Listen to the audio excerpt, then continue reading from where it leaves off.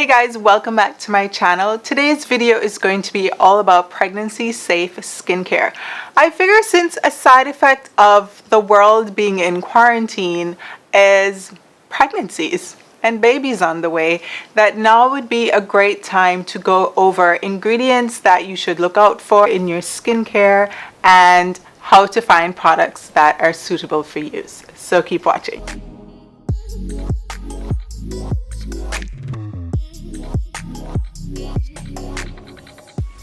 So before we get into it, some disclaimers. The information that I am sharing today is based off of my experience with my pregnancies and follows the advice given to me by my esthetician, my dermatologist, and my OB.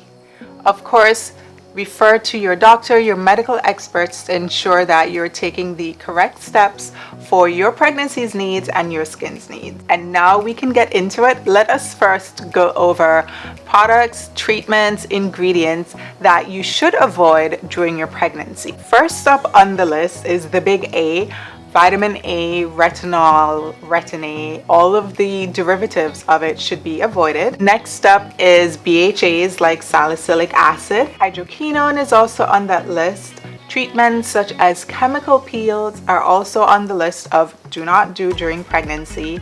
And then we also have treatments such as lasers, high frequency devices, and microcurrent treatments. So generally when you are told to avoid anything during pregnancy, it's because they might have found where it has caused fetal developmental issues, or there just have not been enough studies to really find out any adverse effects. So out of an abundance of caution, you're also advised to not use it. Personally, I stayed on the abundance of caution spectrum. There's just so much that goes through with pregnancy. So many things can go wrong, and a lot of those things are out of your control. So for me, and just for peace of mind, honestly, I did really err on the side of caution for a lot of things. I didn't do any caffeine at all. Not even the glass of wine. They say you can have a glass of wine now. I didn't even do that, just because I wanted to make sure that I did as much as I could, because should anything have happened, I didn't want to be sitting in the middle of the night thinking, oh my gosh, what if it was that stupid eye cream? So really, just for like my peace of mind, I really chose to be on the extra cautious side. Now, although it seems like we can't have any fun, there are some ingredients that are okay to use during your pregnancy. First on that list is vitamin C. Of course, we know that's an antioxidant, it's brightening and it's healing for the skin. Good news is we can use it. Also on a list of approved ingredients is hyaluronic acid. We can use AHAs like glycolic, lactic acid, azelaic acid, and also sulfur. Treatments that you can do: microdermabrasion, and also a basic facial that is focused on hydrating, or some extractions, but nothing that's like a peel like we mentioned before, because that is on the no-no list. So of course, during your pregnancy, you're going to be going through a lot of hormonal changes, and those changes will absolutely affect the state of your skin. We know that it's marketed that, you know, your pregnancy is going to give you a beautiful glow and you're just going to be this beautiful baby carrying goddess, and that's just not the case for most people.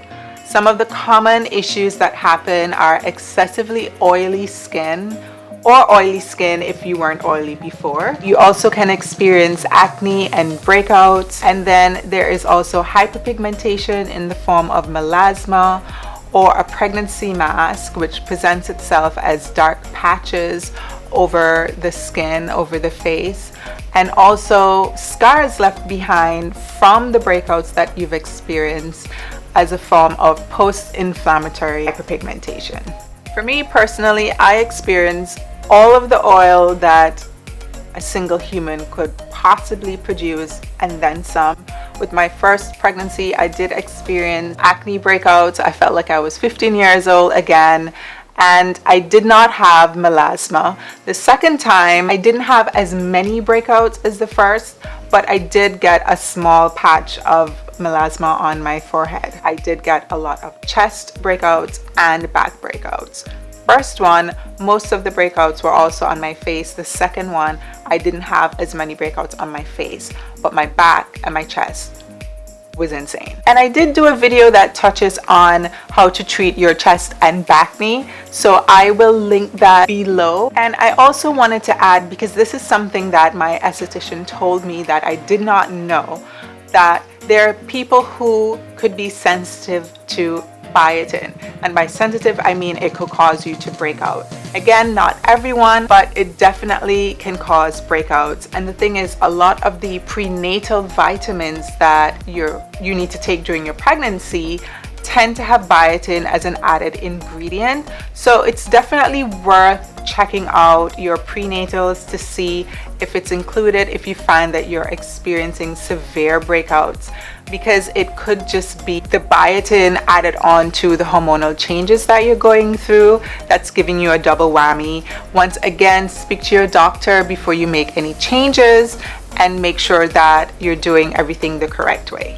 Which is really interesting about that biotin, because it's marketed as hair, skin, and nails in supplements.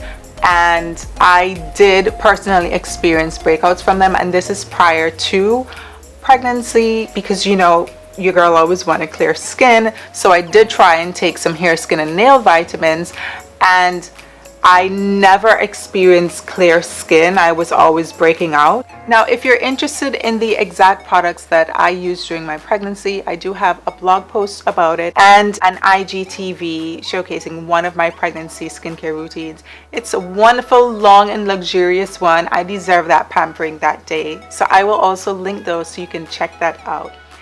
And I can really sit here and I can pull out some products that you can use, but that would just be so excessive, because there are so many more products that I've been made aware of since my pregnancies, and we're going to be here all day long. So what I wanted to share with you is a website that I've discovered called skincharisma.com, and basically you can easily search through the ingredients in popular products. If there is a product that you have that isn't there, you can also add it to the database for the next person behind you. And what's so great about this website is that when you create your profile, you can enter ingredients that you need to avoid. So for example, you could enter salicylic acid, or you could enter the different types of retinols, and of course any particular ingredient that you personally might be sensitive to. So it really helps to narrow down the search. So you could just plug those things in and just hit search on cleansers, serums, moisturizers, anything like that, and you will be able to find pregnancy safe products that you don't have to worry about. So I really recommend this. Again, if you want to see exactly what I used during my pregnancy, definitely check out that blog post and that IGTV pregnancy skincare routine. And to wrap up, I also wanted to add, if you're feeling frustrated with your skin right now and you are pregnant, try not to focus too much on it, because it is really just temporary. It's not gonna last forever, and soon you'll be able to throw all of the retinols, all of the magic wands at your skin to get everything back to the way it was. So really just take this time to enjoy your pregnancy and your pregnancy self-care. And as always, I hope that this video was helpful for you.